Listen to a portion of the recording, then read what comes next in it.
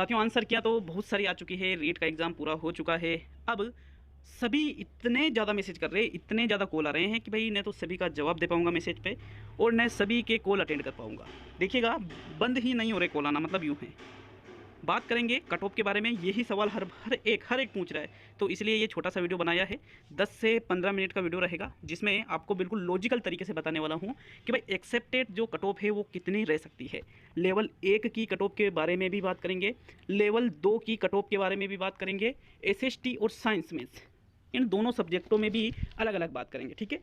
अब मतलब यूँ है, मैंने लिखा है इससे एक भी नंबर कम ज़्यादा नहीं होगा। इसका मतलब ये है कि भाई जो कट ऑफ मैं बताने वाला हूँ उस पर यूँ मान लीजिए उससे ज़्यादा तो जाएगी ही नहीं किसी भी सिचुएशन में, उससे ज़्यादा। अब कई सारी चीज़ें डिपेंड करती है, तो चलिए एक एक बिंदु को समझेंगे और मेरे तर्कों को अच्छी तरह सुन करके ही नीचे कमेंट करना।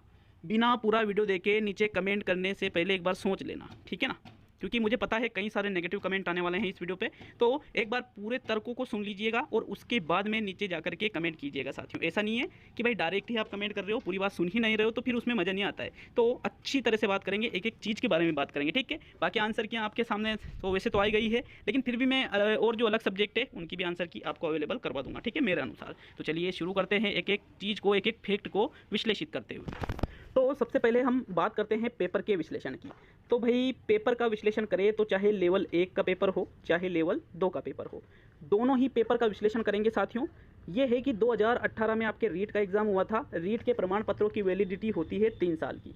2021 में आपके ये एग्ज़ाम हुआ, मतलब 3 साल पूरे हो चुके हैं और इसके पहले कोई भी 2018 वाला स्टूडेंट एलिजिबल नहीं था। मतलब 90 क्वेश्चन जो भी गवर्नमेंट ने निर्धारित कर रखे हैं, 90 क्वेश्चन, 90% नहीं, 90 क्वेश्चन या 85 जो भी विशेष छूट दे रखी है वो अलग चीज़ है। तो कोई भी एलिजिबल नहीं था, कोई भी। अब इसी वजह से जो हमको ये लग रहा है कि यार पेपर सरल आया था, लेवल 1 का भी पेपर सरल आया था, लेवल 2 का भी पेपर सरल आया था, ऐसा हमको लग रहा है। आपने देखा होगा कि आपके पास आपके आसपास जितने भी रीट के कैंडिडेट है, जिसने भी रीट का पेपर दिया है, कोई अपना स्कोर 125 बता रहा है, कोई अपना स्कोर 130 बता रहा है, कोई 135 बता रहा है, कोई 140, कोई 145 भी बता रहा है, लेकिन 110 से कम तो कोई भी नहीं बता रहा है। ऐसा आप बिल्कुल वास्तविक चीज़ है ये, 110 से कम कोई भी नहीं बता रहा है। तो इसका सीधा सा मतलब क्या है कि भाई गवर्नमेंट ने ये सोचा कि भाई ज़्यादा से ज़्यादा कैंडिडेट योग्य होने चाहिए, मतलब एलिजिबल होने चाहिए पात्रता के लिए, क्योंकि एक भी पात्र नहीं है। तो इन्होंने पात्रता के लिए ऐसा पेपर दिया कि 90 क्वेश्चन कोई भी इसमें कर सकता था, ठीक है।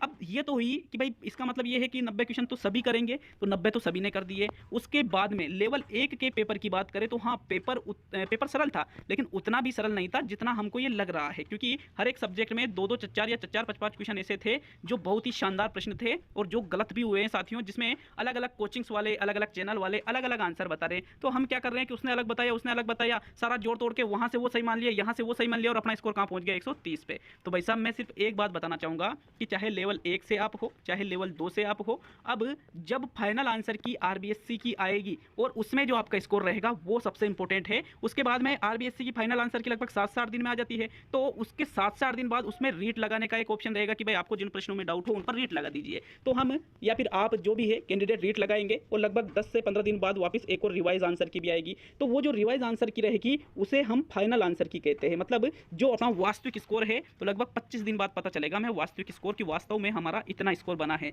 तो वर्तमान में जो आपके पास जितने भी लोग हैं कह रहे हैं कि 125, 130 जो भी बातें चल रही है साथियों, ये सरासर गलत है। गलत क्या है देखिएगा, फाइनल आंसर की में जो स्कोर रहता है वो ही सच्चाई है और सब बातें झूठी है मेरे हिसाब से। अब आप सोच रहे होंगे कि भाई ये तो हमें मतलब नकारात्मक बातें कर रहा हूँ मैं। नहीं, नकारात्मक नहीं कर रहा हूँ, मैं वास्तविकता बता रहा हूँ। वास्तविकता स्वीकार करना ही पड़ेगा। फाइनल आंसर की में अपना जो स्कोर होता है उसको ही वास्तविक स्कोर कहते हैं और वही हमारी सच्चाई होती है।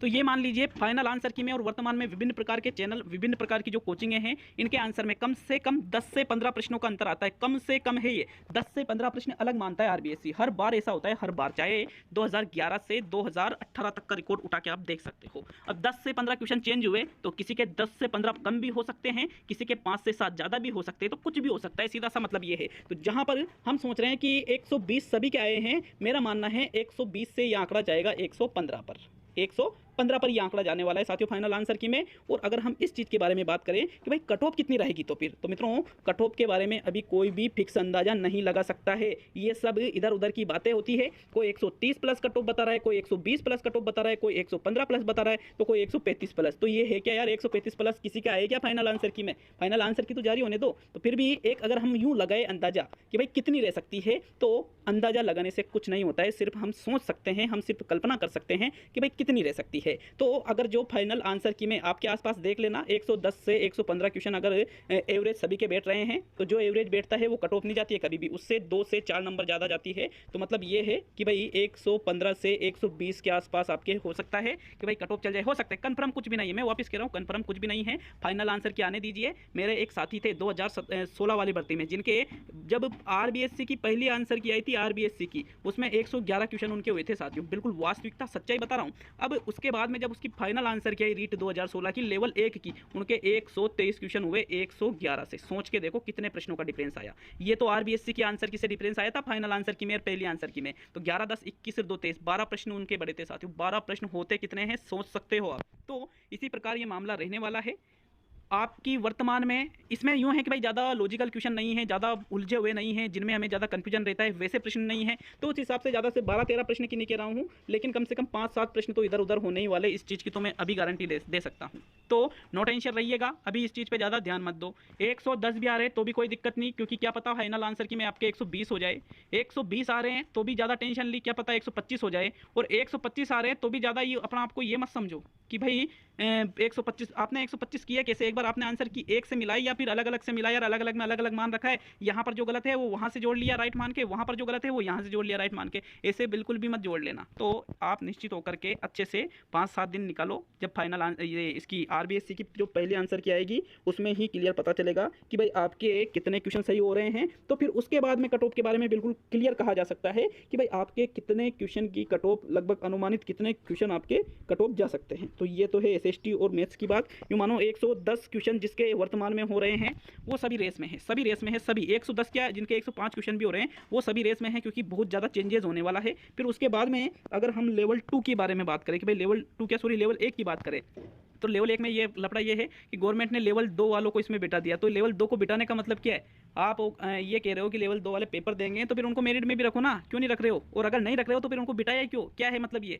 सिर्फ पैसा कमाने की एक टेक्निक के साथ हो, समझो। आपस में लड़ाइयाँ कराना है, लेवल 1 लेवल 2 वालों को गुट बना दिया अलग अलग कि नहीं लेवल 1 वाले अलग लेवल 2 के अलग, दोनों एक दूसरे के ऊपर केस करते रहो, भर्ती लंबी खिंचती रहेगी। नुकसान किसका हो रहा है, फायदा किसका हो रहा है? नुकसान हो रहा है बच्चों का, फायदा किसके हो रहा है? सरकार के फायदा हो रहा है साथियों, सरकार के आपके डायरेक्टली फायदा है इसमें, क्योंकि जितनी लंबी भर्ती जाएगी उतने दिनों तक आपको नौकरी नहीं मिलेगी, तो पैसा किसका बच रहा है? सरकार का।